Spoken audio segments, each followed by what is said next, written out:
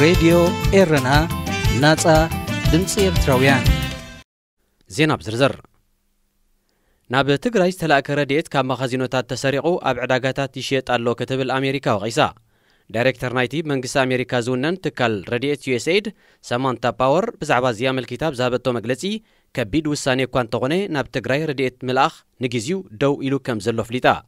ኣብ ትግራይ ድሕሪ ዝተኻየደ ናይ ስታት 2 ዓመታት ኩናት ናብ ዓጸቦ ዝቀራረብ ስእነት መግቢ ከም ዘሎ ዘመልከተ ትካል ናብ ህዝቢ ዝተላእከ ረድኤት ናብ ዕዳጋታት ይሽየጥ ምህላው ዘሕዝን እዩ ክብል ኣማሪሩ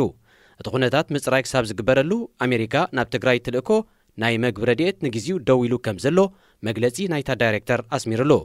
እቲ ኣሜሪካዊ ትካል ነቲ ምጽራይ ኣብ ዘካይደሉ እዋን ሰበስልጣን ፌደራላዊ መንግስቲ ኢትዮጵያን ክልል ትግራይን ምትሕባር ክገብርሉ ምዃኖም ቃል ከም ዝኣተውሉ ኣገንዚቡ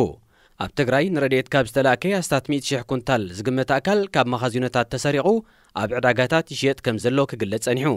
መንግስቲ ክልል ትግራይ በወገኑ ኣብ ዘውፅኦ መግለጺ ሓድሽ ቆይሙ ዘሎ መሰጋገሪ መንግስቲ ይኹን ቀድሚኡ ዝነበረ ንህዝቢ ዝተላእከ ረድኤት ከም ዘይሰረቐ ኣመልኪቱ ፕረዚደንት ናይቲ ክልል ኣቶ ጌታቸው ረዳ ኣብ ዝሃቦ መግለጺ ድማ ነቲ ተፈጺሙ ዝተባለ ስርቅን መሸጣን ንምጽራይ እቲ ክልል ናይ በይኑ ተበግሶ ወሲዱ ከም ዘሎ ፍሊጡ መራሒ መንግስቲ ጀርመን ኦላፍ ሹልስ ምስ ቀዳማይ ሚኒስትር አብይ አሕመድን ፕረዚደንት ክልል ትግራይ ጌታቸው ረዳን ንምዝራብ ናብ ኢትዮጵያ ኣትዩ ትማሊ 4 ግንቦት ናብ ኢትዮጵያ ዝኣተወ ቻንስለር ጀርመን ኦላፍ ሹልስ ብዛዕባ እቲ ንክልተ ዓመታት ዝተኻየደ ኩናት ሰሜን ኢትዮጵያን ዘውረዶ ዕንወትን ከምኡ ድማ ተበፂሑ ዘሎ ስምዕ ሰላምን ምዕባለታቱን ብዝምልከት ክዘራረብ እዩ ኦላፍ ሹልስ ኣብዚ እዋን እዚ ኣብ ሱዳን ተወሊዑ ዘሎ ኩናትን ብዘተ ንምፍትሑ ዘሎ ተኽእሎታትን ብምትኳር እውን ምስቲ ቀዳማይ ሚኒስትር ከምኡ ድማ ሓለፍቲ ሕብረት ኣፍሪቃን ኢጋድን ክመያየጥ እዩ ጀርመን ኣብ ወርሒ ጥሪ ናይዚ ዓመት እዚ በሚኒስተር ጉዳያት ወጻኢ ዝተመርሐ ላዕለዋይ ልኡኽ ናብ ኢትዮጵያ ምስዳዳ ይዝከር ምስቲ ኣብ ሰሜን ኢትዮጵያ ዝተኻየደ ኩናት ብዝተሓሓዝ ተሪር መርገጺ ጸንሐን ሃገራት ኤውሮጳ ድሕርቲ ኣብ ሕዳር 2022 ኣብ ደቡብ ኣፍሪቃ ዝተበጽሐ ስምዕ ሰላም ላዕለዎት ሰበስልጣናትን ናብቲ ሃገር ብምልኣኽ ኣብ ዳግመ ሕውየትን ካልእ ናይ ምትሕጋዝ መደባትን ይዝትያ ከም ዘለዋ ይፍለጥ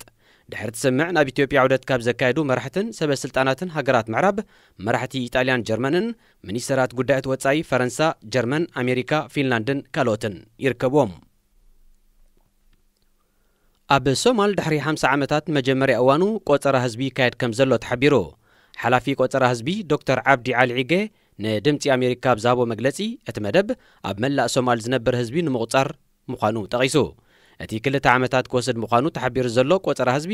ንቋሚ መንበሪ ኣባይቲ ኣብ ግምት ዘእተወ ምዃኑ ዝሓበረ ዶክተር ዓብዲ ንሰብ ኣኽሳግም ድማ ሓንሳብ ጥራይ ከም ዝቁፀሩ ብዘረጋግጽ መንገዲ ንምምዝጋብ ይሰርሑ ከም ዘለዎ ፍሊጡ ሶማል ቆፀራ ህዝቢ ዘካየዱ ኣስታት 30,000 ሰራሕተኛታት ቆፂራላ ንዝሓለፈ ልዕሊ 32 ዓመታት ርጉእ ማእከላይ መንግስቲ ዘይጸንሓ ሶማል ኣስታት 17 ሚልዮን ህዝቢ ከም ዘለዋ ይግምገም እንተኾነ እቲ ሃገር ብሰንኪ ኩናትን ደርቅን ናይ ዝመዛበል ብዝሒ ህዝቢ ዓመታዊ ስለ ዝቀየርን ስሩዕ ቆፀራ ህዝቢ እውን ተኻይዱ ስለ ዘይፈልጥን ብዝሒ ህዝባ ንምፍላጡ ኣጸጋሚ እዩ ኣብ ሃገራት ኣፍሪቃ ቆፀራ ህዝቢ ምክያድ ልሙድ መስርሕ ኣይኮነን ኣስታት 3.6 ሚልዮን ህዝቢ ከም ዘለዎ ኣብ ትግለጽ ኤርትራ እውን ስሩዕ ቆፀራ ህዝቢ ካብ ዘይካየድ 10 ዓመታት ሓሊፉሎ ነዚ ዝሓለፈ 40 ዓመታት ብዝሒ ህዝቢ ኤርትራ ኣስታት 3.5 ሚልዮን እዩ እናተባሃለ እዩ ዝግለጽ ሃገራት ብዝሒ ህዝበን ንምፍላጥ ዘገድሰሉ ምኽንያት ብዘይካቲ ንዕድመን ጾታን ኣብ ግምት ብምእታው እኹል ቀረባትን ህዝባዊ ኣገልግሎታትን ንምውዳድ ዘለዎ ጠቕሚ ብቁጠባ ጥዕና ትምህርትን ካልእን ማሕበራዊ ድሕነት ዜጋታት ንምርጋጽ እውን ሓጋዝ እዩ ሃገራት ብዝሒ ዓያይ ዓቕሚ ሰበን ንምፍላጥ ኣብ ነፍሲ ወከፍ 10 ዓመት ቆፀራ ህዝቢ ከካይዳ ኣገዳሲ ምዃኑ ኣህጉራዊ ማሕበር ዕዮ የዘኻኽር